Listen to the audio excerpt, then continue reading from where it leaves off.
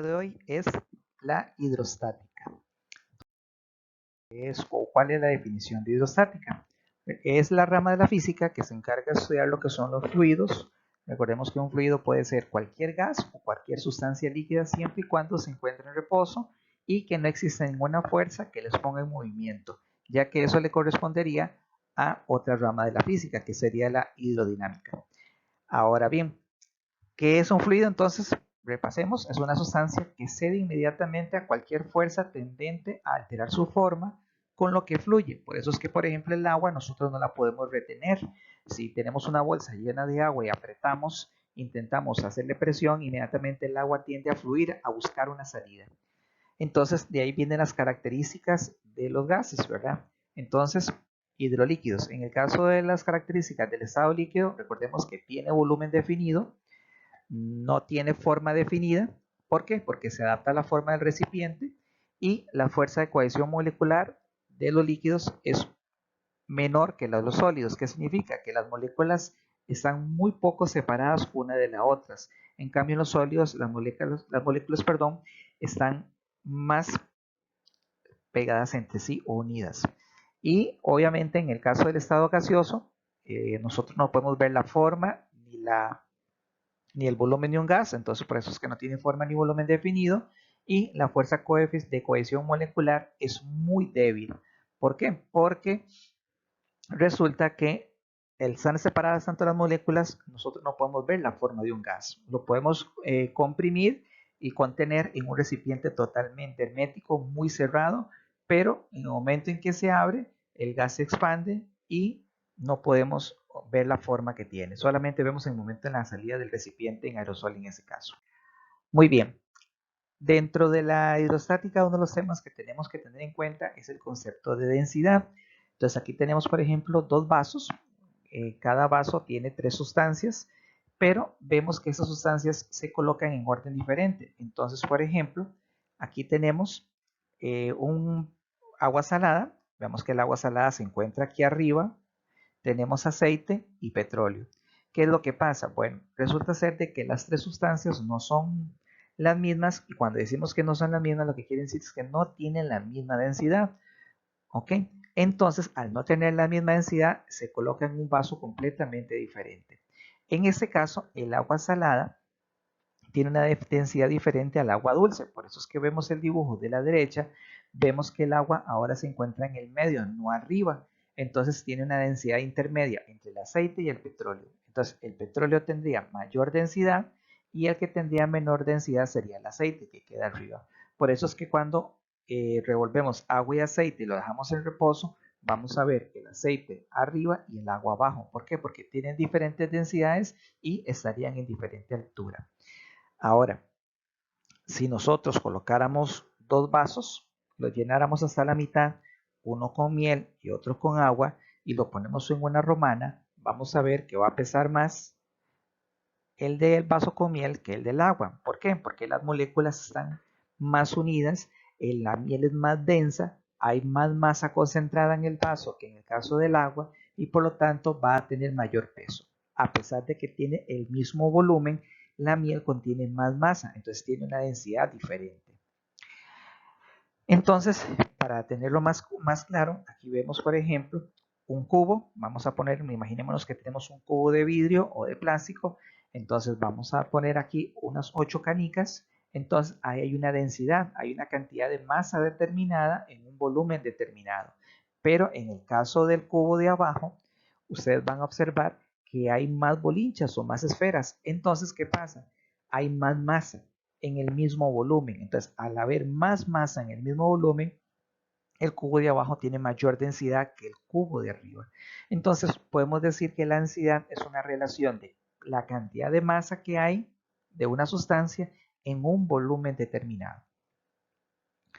Lo mismo sucede con un claro ejemplo en el caso cuando agregamos un huevo fresco dentro de un vaso con agua, él tiene que irse al fondo. Pero si al agua le empezamos a echar sal, vamos a ver cómo el agua al tener sal va a cambiar su densidad y hace que el huevo flote. Y si le echamos azúcar, el azúcar va a tener una densidad diferente que la sal y entonces el agua combinada con el azúcar va a tener una densidad muy similar al del huevo y se va a quedar a mediana altura. Entonces, vean que en este caso, en el caso del agua con sal y el agua con azúcar, las densidades cambian porque se le agregan sustancias y entonces eso hace que si tiene más densidad, el que tenga más densidad queda abajo y el que tiene menos densidad queda arriba. En el caso de los líquidos, ¿verdad? Y con una sustancia sólida. Teniendo en cuenta eso, entonces la definición y el concepto, bueno, la definición o concepto de densidad y la fórmula, bueno, recordemos que la densidad es una magnitud que expresa la relación, como lo dije ahora, entre la masa y el volumen que tiene un cuerpo. O sea, cuánta masa hay en un volumen determinado. Y la medida oficial es el kilogramo por metro cúbico. Esa es la unidad especial de la densidad. También la densidad se puede medir en otras unidades como gramos por centímetro cúbico, gramos por mililitro o gramos entre litros, por ejemplo, puede ser. Entonces aquí tenemos la fórmula. Entonces para averiguar la densidad es muy fácil. Vamos a utilizar esta P como densidad. P acostadita no es una P normal, es la masa dividido entre el volumen. ¿Ok? Esa es la característica. Y para los que les gustan el triangulito, pues recordemos que el triangulito era tapando la letrita. Entonces, si queremos averiguar la densidad, tapo la P, entonces sería masa entre volumen. Si yo quiero averiguar, por ejemplo, el volumen, entonces tapamos el volumen y es la masa dividido entre la densidad. Y si queremos averiguar la masa, entonces tapamos la M y entonces como los dos quedan abajo, la densidad y el volumen, entonces se multiplican. Y así el triangulito nos ayuda, por ejemplo, a hacer un despeje normal fácil. Características que hay que recordar con respecto a las densidades. Ya sabemos que no todos los cuerpos tienen la misma densidad, va a depender de la cantidad de masa que tenga un objeto o no. Pero hay algo interesante. La densidad dice de una sustancia, en el caso A, varía cuando cambia la presión o la temperatura. Entonces, cuando presionamos un objeto, por ejemplo, agarramos una hoja y le hacemos presión y le hacemos una bola fuerte, entonces ya no tiene la misma suavidad que antes. Entonces, al volverse más dura, estamos provocando un aumento de la presión y por lo tanto va a aumentar la densidad. Y la temperatura juega un papel importante. ¿Por qué? Porque la temperatura puede hacer que cambie la densidad. Si por ejemplo calentamos el hierro, calentamos un clavo, el clavo se vuelve más suave o se va a suavizar porque el hierro se va a empezar a derretir. Entonces quiere decir que está cambiando la densidad por un aumento de temperatura. Cuando aumenta la presión, como el caso B, la densidad de cualquier material estable también aumenta, lo que acabamos de ver. Y como regla general, al aumentar la temperatura, ¿qué pasa con la densidad? Disminuye. ¿Ok? Siempre y cuando la presión permanezca constante. Y la D, si la masa de un cuerpo no varía y su volumen aumenta, su densidad disminuye. Eso es, por ejemplo, cuando usted tiene, por ejemplo, una liga, por ejemplo, o el hule, por ejemplo, tiene cierta densidad, pero en el momento en que yo estiro ese pedazo de hule, cada vez que lo estire más, va a ser más suave y va disminuyendo la densidad porque estoy aumentando el volumen, pero la masa la estoy manteniendo igual, entonces la densidad va a disminuir. Entonces vamos a resolver tres ejemplos de densidad, tres ejemplos sencillos. En el primer caso dice que el oro es un metal precioso, inerte, que se usa en joyería, odontología, dispositivos electrónicos. Un lingote de oro tiene una masa, vamos a ver, ya nos están dando el primer dato, de 0,301 kilogramos, tiene un volumen de 0,15 metros cúbicos y tenemos que averiguar ¿qué? La densidad. Entonces tenemos los datos, tenemos la masa, que es esa, tenemos el volumen y tenemos que averiguar la P de densidad. Y ya sabemos que la densidad, ¿cómo se sacaba? Masa dividido entre el volumen. Entonces, tenemos la masa, que son 0,301 kilogramos, lo divido entre 0,15 metros cúbicos y nos da entonces una densidad de 20,1 kilogramos por metro cúbico, que sería la densidad del oro. Entonces vean que es un ejemplo sencillo. Veamos. Dice que la densidad del mercurio, el único metal a temperatura ambiente, es de 13,6. Entonces vean gramos por mililitro. Entonces vean que ya me están dando la densidad y hay que averiguar la masa y me están dando eso, 5,50 mililitros de líquido. O sea, eso significa que ese es el volumen de mercurio. Entonces, de acuerdo a los datos, nos están dando la densidad, nos están dando el volumen y tenemos que averiguar la masa. ¿Y cómo se averigua la masa? Recordemos con el triangulito que vimos que tapamos la M, entonces me queda la densidad abajo con el volumen. Entonces, la masa es la densidad multiplicada por el volumen. Entonces, ¿qué hacemos? Multiplicamos eso nada más. 13,6 por 5,50. Recordemos que podemos eliminar las letras iguales. Eliminamos mililitros con mililitros. Y entonces nos queda ¿qué? Que una masa es de 74,8 gramos. ¿Ok? Esa es la masa, en este caso, del mercurio. Un ejemplito más. En este caso, nos piden averiguar el volumen. ¿Ok? Que ocupará una pulsera de oro de 24 quilates, eso significa que es la pureza del oro. Recordemos que 24 quilates es la pureza más alta del oro. Dice que hay una masa de 20 gramos, o sea, ya me están dando la masa y me están dando la densidad. Entonces tenemos que averiguar el volumen. Entonces vamos con los datos. Los datos ahí están, la masa 20 gramos, la densidad 19,3 y tenemos que averiguar el volumen. Entonces, ¿cómo se averigua el volumen? Ya lo habíamos visto. El volumen es la masa dividido entre la densidad. Entonces dividimos 20 entre 19,3. En este caso se cancela los gramos con los gramos. Los que son iguales se eliminan. Y eso me va a dar 1,03 centímetros cúbicos. Ese sería el volumen de esa pulsera de oro. ¿Ok? Entonces vean que son 3 ejemplos sencillos de cómo aplicar la fórmula de la densidad que no tienen ningún alto grado de dificultad. Muy bien, otro tema que tenemos que ver también es el tema de la presión. Y a veces lo vemos la presión, por ejemplo, cuando usted está con la manguera, utilizando la manguera en el patio, en un momento se cierra el hueco y usted ve que el agua sale con mayor presión porque estamos reduciendo el volumen del orificio por donde sale el agua y sentimos en nuestros dedos la presión del agua por salir. Bueno, eso es un ejemplo de presión. Para eso, vamos primero a leer la definición y analizar un poco más ese concepto. Dice que la presión es cuando se aplica una fuerza perpendicularmente, y eso es muy importante aclararlo, perpendicularmente, o sea, en ángulo recto sobre una superficie. Y esa fuerza tiene que estar dividida ¿por quién? Por el área de esa superficie. Entonces, la presión va a depender de dos cosas. Uno, la fuerza y el otro, el área. ¿Ok? Entonces, eso es importantísimo saberlo. A mayor área, menor presión. O sea que si el área aumenta, la presión va a disminuir. ¿Por qué razón? Bueno, ya lo vamos a explicar. Pero es muy importante tener en cuenta que el área es inversamente proporcional a la presión. O sea, si aumenta la presión, disminuye el área. Si aumenta el área, disminuye la presión. Entonces, algo importante también, un fluido, como en el caso de los gases, tienden a moverse de zonas de mayor presión a zonas de menor presión. ¿Qué significa eso? Que siempre donde hay más presión, por ejemplo, veamos un desodorante en aerosol, la presión en el gas es tanta adentro que en el momento en que usted toca el botón para abrir, el aire sale rápido. Entonces siempre los fluidos como el agua y los gases van a tender a buscar una salida hacia donde haya menos presión. Entonces la fórmula que tenemos ahí sería entonces, vamos a borrar por acá, que la presión es la fuerza perpendicular entre el área. Ese simbolito que está aquí, que voy a marcar, significa perpendicular, o sea que tiene que ser en ángulo recto. ¿Ok?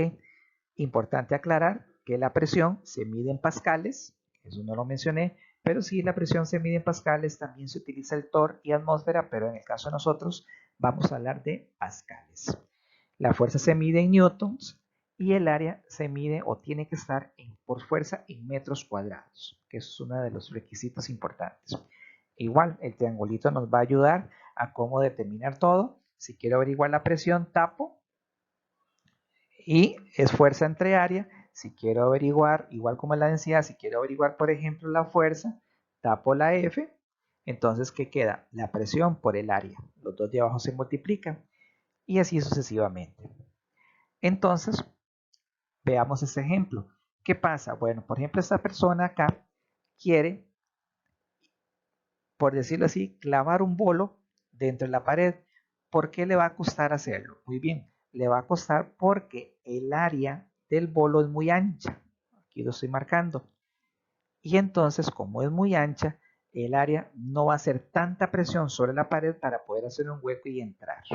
Es como cuando, por ejemplo, a usted lo majan el pie con un zapato normal o con una tenis, usted va a sentir dolor, pero no es tanto el dolor.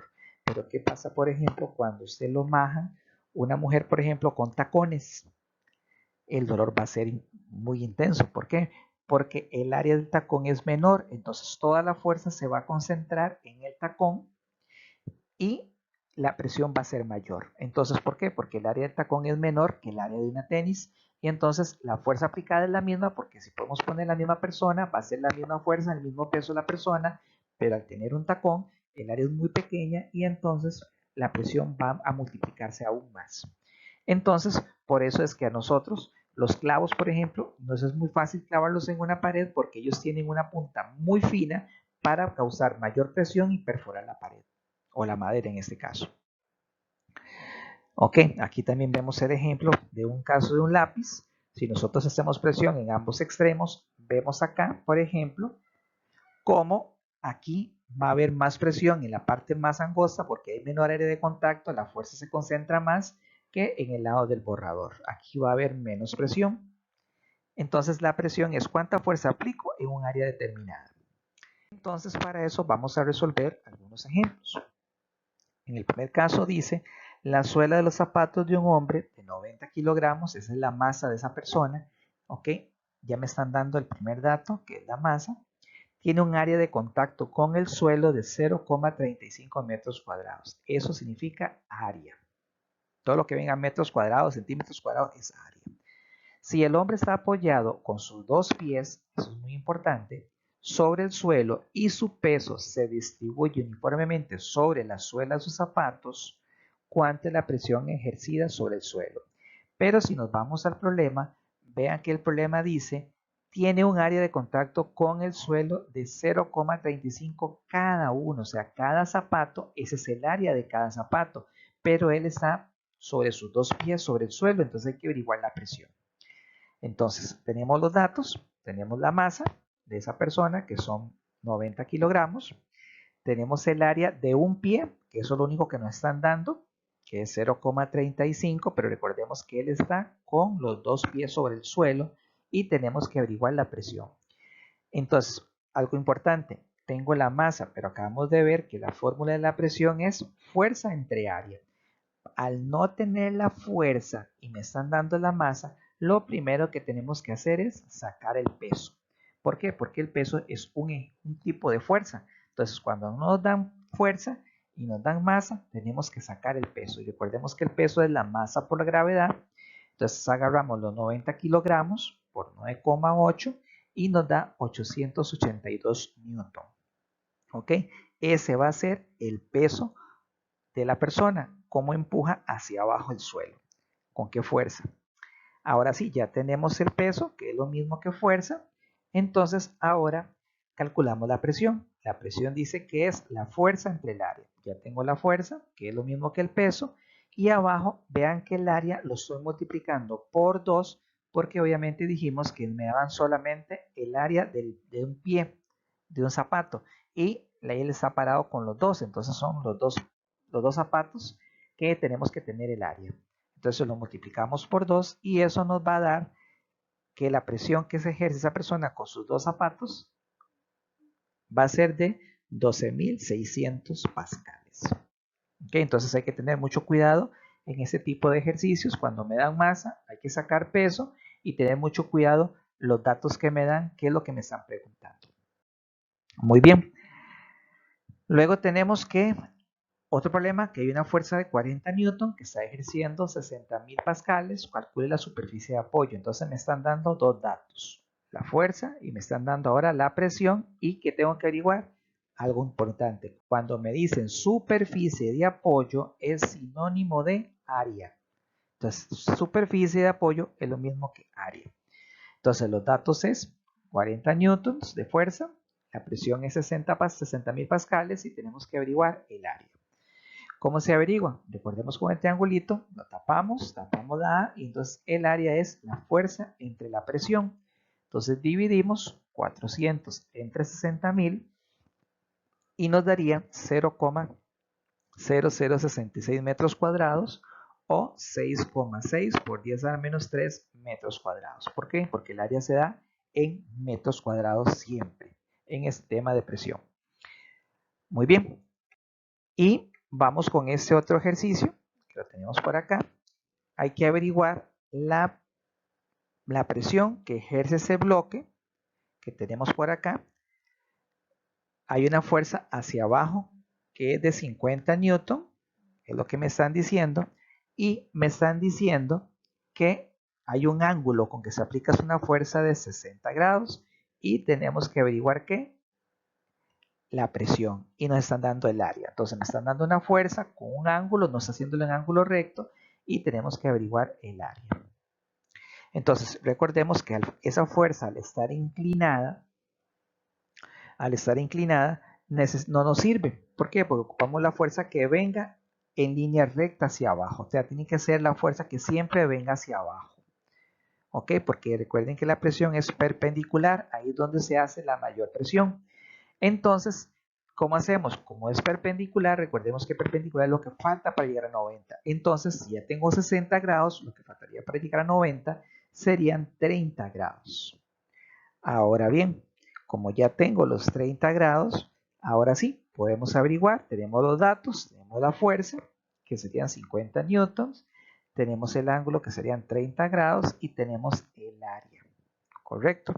Entonces, ahí tenemos la fórmula, la presión es igual a fuerza entre el área, y aquí lo tenemos. Acuérdense que como hay un ángulo, siempre la fuerza hay que sacarle el coseno, ¿verdad? ¿Ok?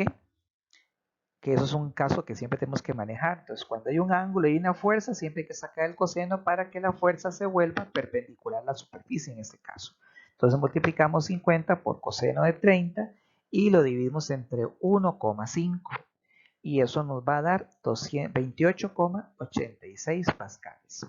Que esa sería entonces la respuesta de ese problema.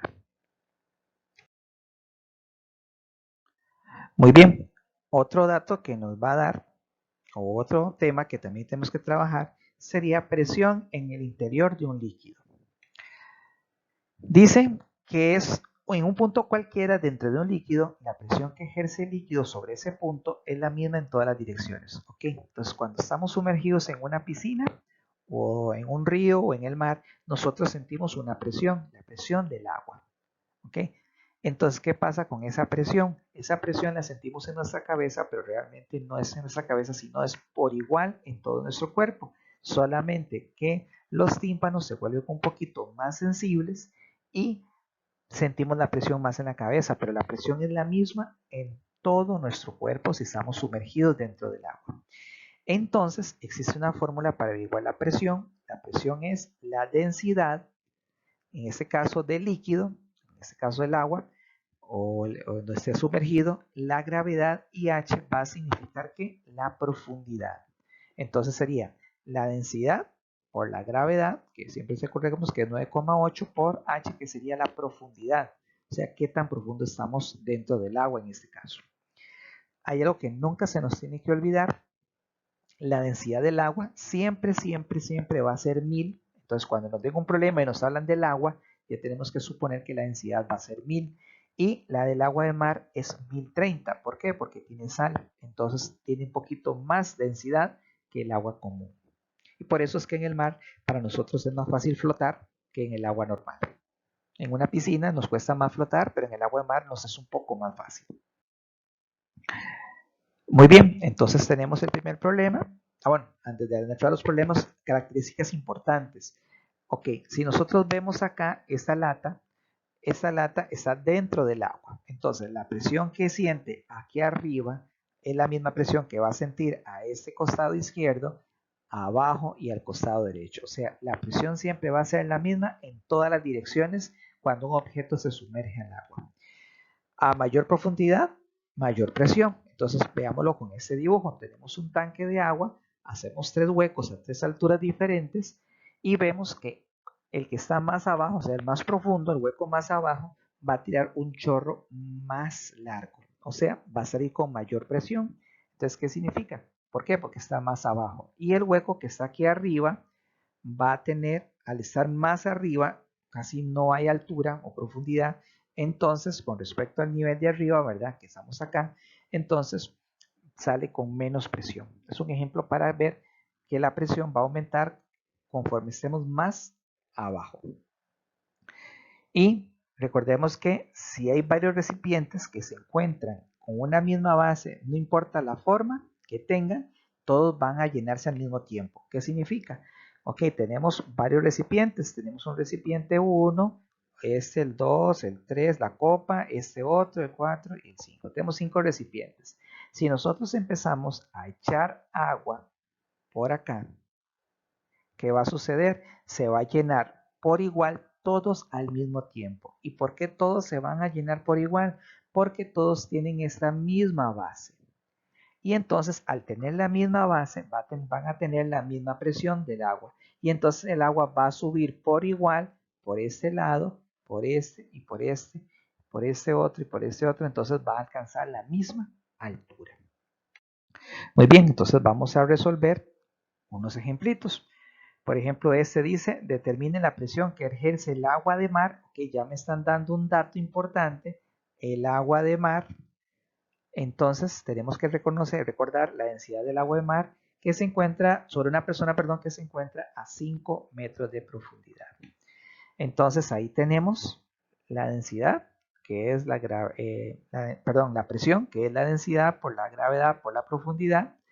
Entonces ahí tenemos la densidad que es 1030 porque es el agua de mar, la gravedad que es 9,8 y la profundidad que es 5. ¿Ok? Multiplicamos y nos da 50.470 pascales. ¿Ok? Listo.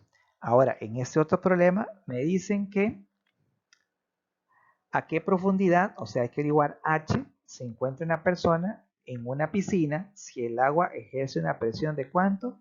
De 19.600 pascales. Ok, entonces tenemos la fórmula.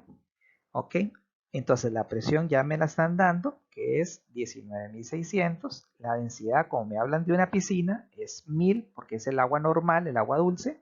La gravedad es 9,8 y que tenemos que averiguar la altura. La profundidad en este caso. H, ahí lo vemos como altura, pero ahora estamos hablando como profundidad. Entonces, ¿qué hacemos? Muy fácil. Los dos que están multiplicando pasan a dividir para despejar la H y eso nos va a dar 2 metros.